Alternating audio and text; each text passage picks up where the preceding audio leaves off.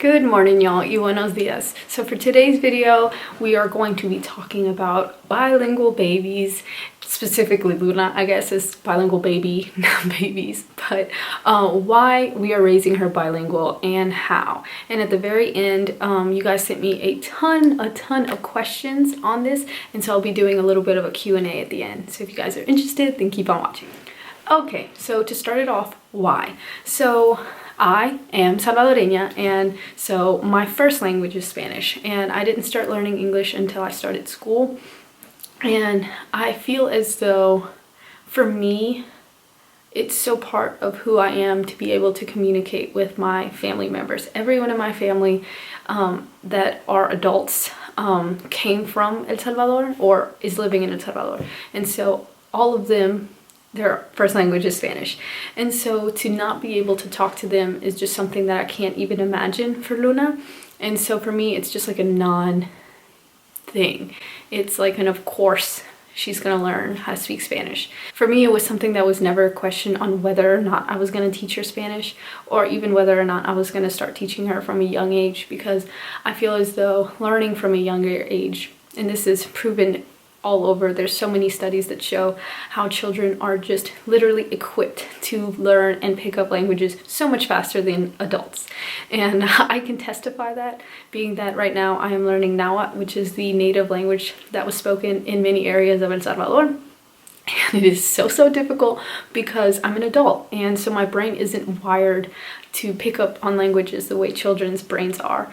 And so for us, it was kind of just a non-issue that she was going to be bilingual and that she was going to learn from day one. So how we do it. So in our household, from day one, we only spoke to Luna in Spanish, both me and my husband, Zach. My husband, Zach, is a Cajun boy from Ville Platte, so he was not raised speaking Spanish.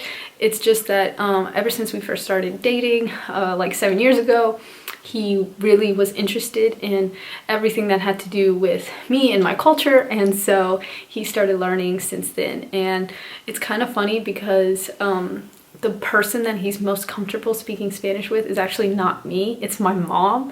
Him and my mom are BFFs, and so he feels very comfortable with her because she speaks pretty much at the same level English as he does Spanish, and so he doesn't feel intimidated by her when speaking or being corrected. And with me, he feels more like, well, you know it, and I feel like not at the same level, and I totally get that. And so since day one, we knew that to Luna, we only wanted to speak to her in Spanish. And the reason for that is because we live in the States, and so English is the primary language in the stores and every scenario that you're ever in. And so she is going to pick up English the same way that essentially I did whenever I was younger. And to backtrack a little bit, like I mentioned, learned English once I started school, which, yes, it was a little bit difficult for me to just get accustomed to that, not only culturally, because it was a huge change from what I was used to, but also to be able to communicate with people. I started school like a little bit later just because my mom wanted to keep me home, and so when I did go, it was a huge change, like food-wise, like eating like grits and stuff instead of like arroz con frijoles was a huge change. But just eating, just not being able to talk to everyone was really hard in the beginning. But clearly now I can speak fluent English, and you know, I went to school and everything was fine. Like, I never had any issues with it. And so my brother, on the other hand, who is 6 years younger than me, when he was born, I was really excited to teach him all the things that I knew. And so once he was older, and you know, he was 3, I was like his teacher, and I was teaching him English and stuff like that. So he kind of learned English and Spanish at the same time. And I'm sorry, Becho, but you don't speak Spanish as well as I do. And I think it has a lot to do with the fact that he didn't hear it as much because I always spoke to him in English so that he can learn English faster. And I think that kind of screwed him over at the end because he doesn't speak as fluently. And so I wanted to avoid that with Luna by making our household a Spanish-speaking household, which is also really fun for Zach because he's learning so much with her as well. So clearly Zach's parents speak to her in English, and me and Zach speak English to each other most of the time. Even though we only speak Spanish to her, she still hears English all of the time. You know, when we're grocery shopping and we're talking to the clerks, or if we're anywhere, you know, she hears it all of the time. And so one of the big concerns that we had from certain people was, well, how is she supposed to learn English? And I think that that comes from more of ignorance than it does from any form of judgment. I think it's just because they don't know just because they don't know how languages work for young children. And they can pick up languages so fast, and you actually don't have to teach them. And this can come to a huge surprise to a lot of people, especially parents who see themselves as educators. Children will pick up whatever it is that is in their environment, and it's almost weird how well they can pick it up. And so we performed a little bit of a test with Luna once she was a little bit older. And so we taught Luna all of her body parts from a very young age in Spanish. And just because I feel like that's something really important for them to learn, so that we can identify itches or pains or whatever. And so we intentionally taught her all of her body parts, and she knew all of her body parts in Spanish. After reading a book by John Holt, he has a bunch of different books, but I think it was the one that I specifically read was How Children Learn. And he explains how, you know, kids just pick up whatever it is that they hear or whatever environment they're in. And so I did a little bit of an experiment, and I asked Luna all of her body parts in English just to see if she had picked it up by us just randomly saying like, oh, Zach, my eye itches, or Zach saying like, Jen, you know, I have something on my face. And so we did it, and she knew every body part that she knew in Spanish. And so that to me was super comforting. Not that I was worried at all, but that was super comforting, just knowing that she really is learning both languages by hearing English and Spanish all of the time around her. And now that Luna is 2 years old and that she speaks a lot more words, it's kind of funny to see which words that she picks up and uses most frequently in what situation. So mainly, most of her words are in Spanish, but there's still tons of words that she picks up from her grandparents or by friends that she hears in English. And so it's kind of funny, when we go to Zach's parents' house, Zach's stepmom likes to give her crackers. And even though here she calls them pan, at her house they call them crackers. And so it's really, really neat to see her kind of switch with those two, and even saying deja or stop. Like if she's doing something and she's like deja, like either to the cat or Nana or whatever, but when she was with her grandpa, she said stop. So somehow, and I'm not too sure how this works, but she's able to identify that he doesn't speak Spanish and that Nana and the cat do. And so now I'll head over to the questions. So they're here on my phone, so that's why I'll be looking down. The first question is, any tips for people who aren't 100% fluent but still want to teach their babies basics of a foreign language? And for that, I just say teach them whatever it is that you do know. Even the smallest minute amount will always help. For us, for instance, we don't see Zach's grandparents that often because they live in Louisiana, but every time that we do go, they speak Cajun French. And so I had asked them if they could speak Cajun French to Luna. And even though, you know, they don't see her that often, that little bit of a different language she's able to pick up. And even little things like she knows how to say but in French and stuff like that. So just even if it's the smallest amount and whatever little bit that you do know, it's so easy to just incorporate those things and on the way be able to learn more yourself as well. The next question is, did you teach both languages simultaneously or start off with one and then introduce the other? So I guess it's kind of a combination of both of those things. We don't intentionally teach her in English or talk to her in English, so I guess you could say we're choosing one before the other. And so she still hears and We still read a lot of books in English, so she still hears it all the time, but we do focus on Spanish more so. What are some tips for starting to teach 2 languages even from the newborn stage?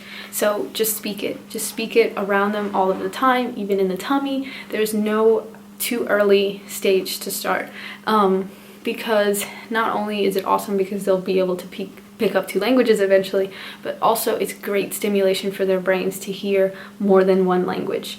And this is something that is true on so many different levels, and there's tons of research on this too. And so just by them hearing words and sounds in different patterns can really ignite different pathways through their brain, enabling them to pick up languages even faster. How to help babies grow up bilingual when 90% of their time is spent with English-only caregivers. So in this situation, if you are someone who is fluent, maybe do kind of like what we're doing and speak to them mostly in whatever other language that you're trying to teach them. So if they are, in school or in daycare or wherever most of the day, and then they come home to you and you are fluent or even kind of fluent, or even not really that fluent, but whatever the most is that you can speak to them in that language, then that'll help out a lot too, just because they're more exposed to it. The next question is, how do you teach her both? Do you speak both at home? So we speak both at home, and we only speak to her in Spanish. So she hears English from me and Zach talking, and then hears the Spanish from me and her, or her and Zach talking. Does your husband know Spanish? Yes, like I said, it isn't necessary for your partner to be fluent, but it does help out a lot, just because he's able to talk to her, but also he doesn't feel left out in a sense that he doesn't know what's going on. So it's really great that Zach took such awesome initiative since the very beginning of us dating, forever ago, and that now he's fluent enough to speak to her in complete sentences and knows exactly what I'm saying when I'm talking to her as well. The next question is, how do you get your kid to focus on learning something when they get so easily distracted? And so for that, I don't intentionally teach her. And that sounds kind of ridiculous, but if you don't intentionally try to teach them something, they're so much more likely to pick it up. And so by not sitting them down and going through flashcards or stuff like that, which we actually do, but I'll talk a little bit more about that afterwards, by not sitting them down and saying like, this is this, or rojo is red, or anything like that, and more so by casually bringing it up in conversation, like la manzana es roja, or whatever it is, they're much more likely to pick up on it and make it more like a game, as opposed to sitting them down and them learning. And about the flashcards thing, since we try to make learning and every aspect of her life as organic and flowing as possible without ever sitting her down and saying like, this is this and this is this. Now that she's a little bit older, she really, really likes doing those things. And so we found some flashcards, which are just the super basic flashcards that you can get anywhere, that have, I think, the alphabet and numbers, and then like basic household items, which she knows all the words to. So for her, it's like a blast to name what's on the picture. And so by not focusing on those kinds of learning methods and just choosing more organic, flowing ways of learning, like just talking about it, or even, if they're older children and they have and they watch Netflix and stuff, put it in whatever language it is that you're trying to teach them. So I've seen that Netflix has a lot of shows that you can choose what language they're in, and sometimes they have like up to 6 different languages to choose from. So by letting them watch shows that they would normally want to watch in a different language can also be a really cool way for them to learn as well. I'm used to mixing up languages with my partner. How do you stick with one for the baby? Any tips? For this one, I don't really know a tip in particular. I just only speak to her in Spanish. So I'm trying to think of like what, I guess because when you start from the very beginning, there we go. So when you start from the very beginning, you're just used to only speaking to them in one language. You don't ever mix it up. And for us, that's just the easier way to do it, and just what I find is better for her.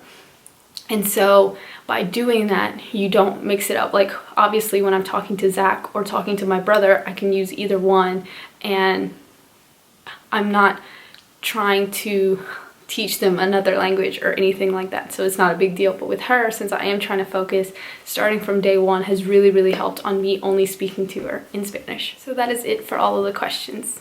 As always, if you guys have any comments or questions, please leave them down below. Tlazocamahti for watching, and I'll talk to y'all later.